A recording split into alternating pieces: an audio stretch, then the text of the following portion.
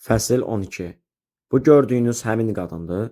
Kapitan Yanacek planşeti qaldıraraq təkidlə soruşdu. Ekranda şəfəq saçan tac taxmış və əlində nizə tutmuş qadının təhlükəsizlik kamerasından götürülmüş şəkli görünürdü. Yanacek və atdaşı Harris ocağın qarşısında Langdonun üzbəyüzündə əyləşmişdilər. Bəli, odur. Langdon yaşadığı qorxunu xatırlayaraq cavab verdi. Təhlükəsizlik kameralarının qeydlərinə görə Yanacek dedi. Siz körpünün üstündə olmusunuz. Bu qadınla yolun yarısında rastlaşmısınız. Dayanıb onunla danışmağa çalışmısınız və sonra qəfil geri qaçaraq otelin təxliyəsinə başlamısınız. Bu qadın sizə nə dedi? Heç nə. Langdon cavab verdi. Məni görməzdən gəldi və yoluna davam etdi. Heç nə demədi? Yanacek güldü. Professor, əgər o heç nə deməyibsə, sizi qorxudan nə idi? Harris isə eyni dərəcədə çaşqın görünürdü.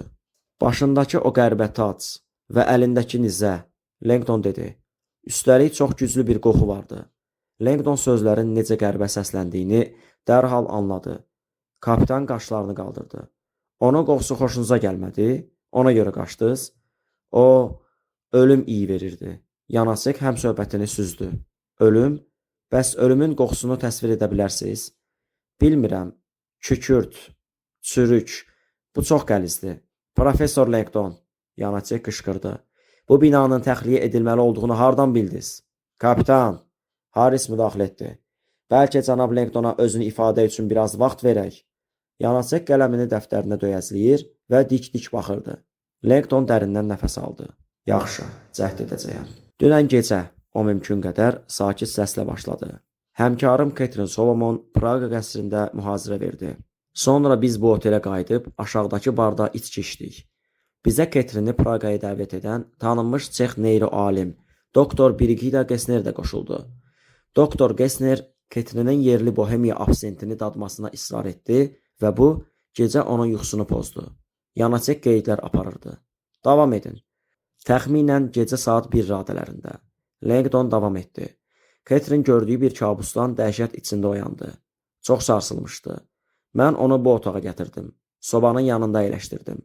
Çay hazırladım. Özünə gəlməsinə kömək etdim və sakitləşəndən sonra ikimiz də yerindən yatdıq.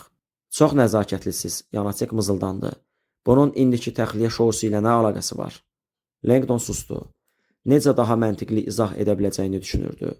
Sonra özünü toparlayıb həqiqəti dedi. Catherine'in kabusunda o sakit səslə dedi. Bu oteldə ölümcül bir partlayış baş verirdi. Nə Yanacek, nə də Harris bu cavabı gözləmirdi. Bu əlbəttə çox narahat edicidir. Harris astaca dedi. Bəs körpüdəki qadın? Onu görəndə niyə qaçdınız? Langdon köks ötürdü. Çünki Catherine'in yuxusunda bir qadın yatağımızın yanında peyda olmuşdu. Qara geyimli idi və Langdon planşetdəki görüntünü göstərdi. Eyni ilə bunu taxmışdı. Qara, şəfəq saçan tacı. Əlində gümüş nizə vardı. Qadın ölüm iyi verirdi və Catherine'ə öləcəyini dedi. Langdon biraz fasilə verib əlavə etdi. Sonra yuxuda bu otel partladı və içərdəkilər hamısı öldü. Hovadina, Yanacek özündən çıxdı. Cəfəngiyat. Siz Amerikalılar necə deyirsiniz? Hə, başdan ayağa cəfəngiyat. Mən buna inanmıram. Harrisin sifətində də eyni inamsızlıq vardı. Sizin reaksiyanızı başa düşürəm, Langdon dedi. Mən özüm də bunu anlamağa çalışıram. Amma həqiqəti deyirəm. Bu səhər Catherine'in yuxusundakı qadını real həyatda görəndə təşvişə düşdüm. Qorxdum ki, bəlkə o yuxu bir xəbərdarlıqdır. Yuxuda xəbərdarlıq? Yanacek Çex aksenti ilə qışqırdı. Yaxşı, de görüm o sehirli yuxuda bomba saat neçədə partlayırdı? Langdon düşündü. Bilmirəm, vaxt deməmişdi. Amma siz səhər saat 7-də bombanın dəqiq partlayış vaxtında pəncərədən tullandınız. Saat 7-ni hardan bildiniz? Bilmirdim, Langdon dedi. Kilsə zəngləri çalmağa başladı və bütün bu fikirlər, hadisələr və hisslər birdən-birə ağlımda toqquşdu. Yeşdevetçi Hovadina. Yanacek tüpürərək ayağa qalxdı və Langdona tərəf hədələyici bir addım atdı. Sən mənə yalan danışırsan. Harris dərhal ayağa qalxıb onun qarşısını kəsdi. Kapitan, bəsdir. Doğrudan? Yanacek Harrisə çevrildi. Səhər saat 7-də, bombanın qurulduğu dəqiq vaxtda, həm Robert Langdon, həm də Catherine Solomon oteldə deyildilər. Açıq aydındır ki, qaçmışdılar. Bu gülüncdür. Langdon qışqırdı. Kükürtlü yuxu qədər gülünc. Kapitan Yanacek, Harris sərkəklə dedi. Siz həddinizi aşırsınız. Hansı həddi? Kapitan bağırdı. Terror aktının son anda qarşısı alındı və sübutlar göstərir ki, bu iki Amerikalı partlayışı əvvəlcədən bilirdi. Mən sehirli yuxu cəfəngini qəbul etmirəm. Haris geri çəkilmədi. Siz də mən də bilirik ki, Robert Langdonun və ya Catherine Solomonun oteli partlatması ümumiyyətlə ağla sığan deyil. Amma Catherine'in bunu etmək üçün yaxşı bir səbəbi var idi. Səbəb? Langdon heyrətlə soruşdu. Otel partlatmaq üçün? Əlbəttə, Yanacek dedi. Mən kriminal araşdırmalarda həmişə bir sual verirəm. Bu cinayət kimə daha çox sərf edər? Kapitan, Haris araya girdi. Catherine Solomonun bundan nə mənfəəti ola bilər? Professor, Yanacek onun sözünü kəsdi. Bildiyimə görə xanım Solomon kitab yazır, elə deyilmi? Üzünü Langdona tutdu. Bəli. Catherine dünən gecə mühazirədə kitabından danışmış olsa da, bu adamın onu tanıması və kitab haqqında bilməsi faktı Langdonu sarsıtmışdı. Və bu kitab 6-cı hiss, gələcəyi görmək kimi paranormal qabiliyyətlərdən söz açır. Bütün bunlar həm də xanım Solomonun ixtisas sahəsidir. Oteli xilas edən mistik yuxu hekayəsi, kitabın satışına və nüfuzuna necə təsir edərdi? Langdon çaşqınlıq içində kapitana baxdı. Kapitan, Haris təəccüblə dedi. Sizin bu eyhamınız açıq-aşkar, bunun yeganə mümkün izahı budur. Yanacek söylədi. Cənab, Langdon sakit səslə danışırdı. Siz demək istəyirsiniz ki, yanğın siqnalı və o kabus sadəcə reklam hiləsidir? Yanacek gülümsəyərək siqaretdən uzun bir qullab aldı. Professor, 38 illik istintaq təcrübəmdə hər şeyi gördüyümü düşünürdüm. Amma indi sosial media dünyasında insanların nələrə hazır olduğunu gördükcə bir daha heyrətlənirəm. Siz Amerikalıların dediyi kimi, viral olmaq üçün bu ifadəni çox sevirsiniz. Planınız isə əslində dahiyanədir. Təəccüblü dərəcədə təhlükəsiz və həyata keçirilməsi asan. Bir bomba nə dərəcədə təhlükəsiz ola bilər? Langdon qışqırdı. Haris heç nə demədi.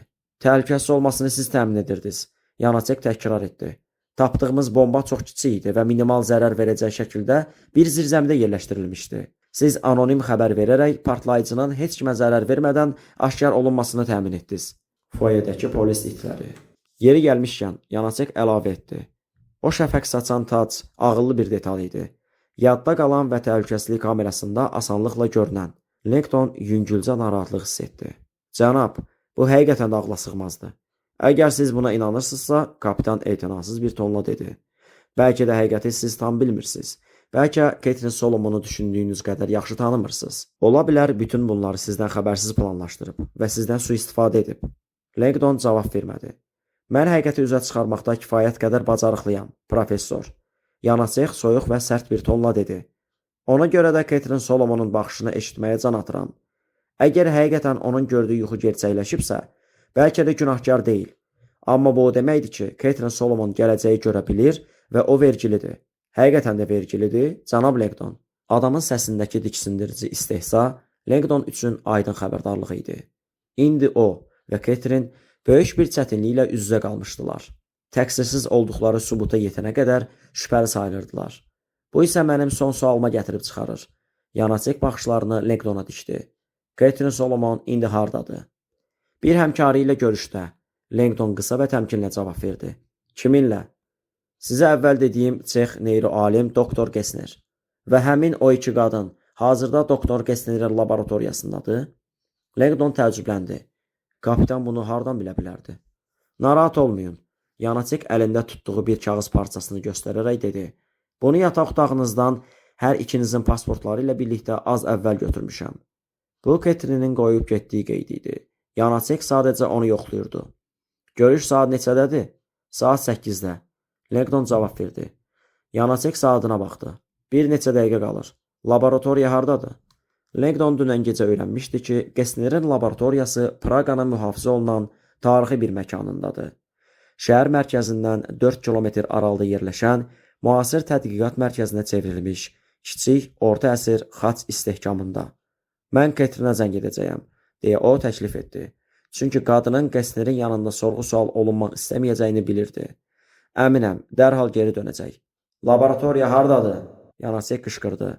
Harisi itəlib keçərək Langdonun üzünə cəmi bir neçə santimetr məsafədə dayandı. Sizi bu dəqiqə həbs edərəm, professor, və konsulluğunuz sənəd işlərini həll etmək üçün həftələrlə vaxt itirər. Langdon yerindən tərpənmədi. Mən cənab Harrislə təkbətək danışmaq istəyirəm. Son şans, Yanacek sərt şəkildə dedi. Laboratoriya hardadır? Uzun bir sükut çökdü və sonraki sözlər Langdonun kürəyinə bıçaq kimi sancıldı. Xaç istehkamı, Harris soyuq səslə dedi. Buradan 4 kilometr uzaqda.